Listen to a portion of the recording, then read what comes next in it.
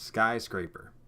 The Rock's Die Hard? Well, not really, but it is a fun time at the movies.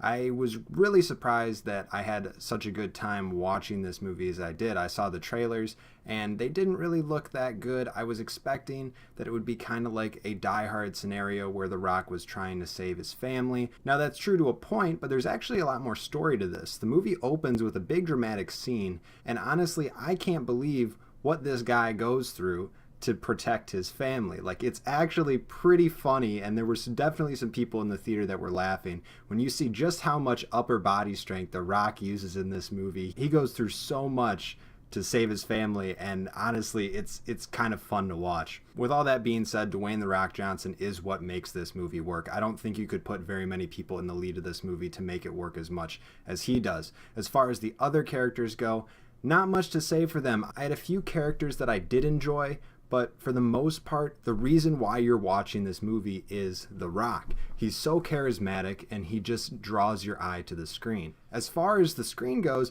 the visuals in this movie are actually pretty cool. There's a lot of visual effects, as you're going to have with a 200-something story building in the middle of Hong Kong. Not to mention that half the movie the building is on fire, so there's going to be a lot of flames, a lot of destruction. Honestly, there's a lot more action in this movie than I expected, and the action is one of the strong points. The action in this movie is shot extremely well, and there's a lot of it. There's stunts, gunfights, hand-to-hand combat, and it's all really well shot. I actually enjoyed that part of the movie a lot. Unfortunately, a lot of the dramatic stuff kind of falls flat. There's a lot of times in this movie where I'm just like, if The Rock's character was actually a human, he would not be feeling this way. There are moments where any human rationally would be approaching the situation from a different way than The Rock does, but because, the story calls for him to do this thing or to think this way, he does it, which makes the writing, kind of convenient. But what are you going to expect from this movie? It's not going for the Oscar, Best Picture or anything. It's going for